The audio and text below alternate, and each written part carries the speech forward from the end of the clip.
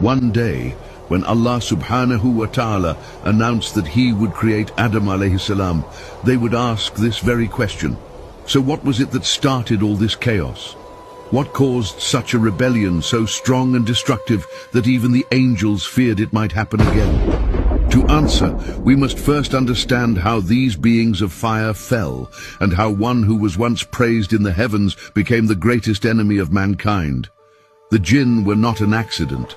They were not born from chaos. Allah subhanahu wa ta'ala created them with purpose, with wisdom, and by divine command. They were made from smokeless fire, different from the angels created from light, and different from humans who would be shaped from clay.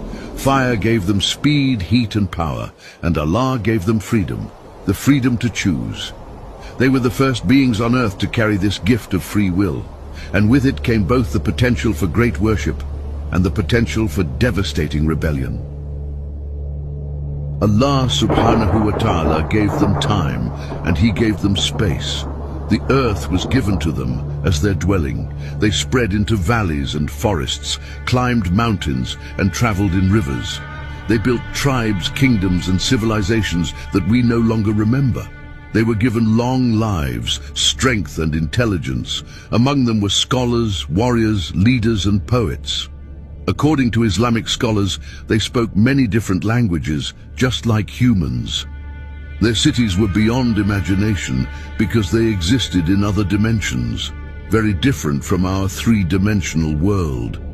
They were created from a type of energy, with no real mass, smokeless, shining fire.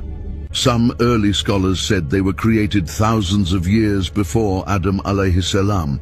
The world they walked was different, the skies were clearer, and the soil had not yet been touched by human corruption. It was a time of purity and opportunity, but opportunity is also a test. Some of the jinn continued in worship and obedience. These were the pious, quiet, humble ones who stayed hidden. But others began to look within. They saw their strength and fell in love with it. They saw their freedom, but misunderstood it. They began to envy the angels who lived in the heavens.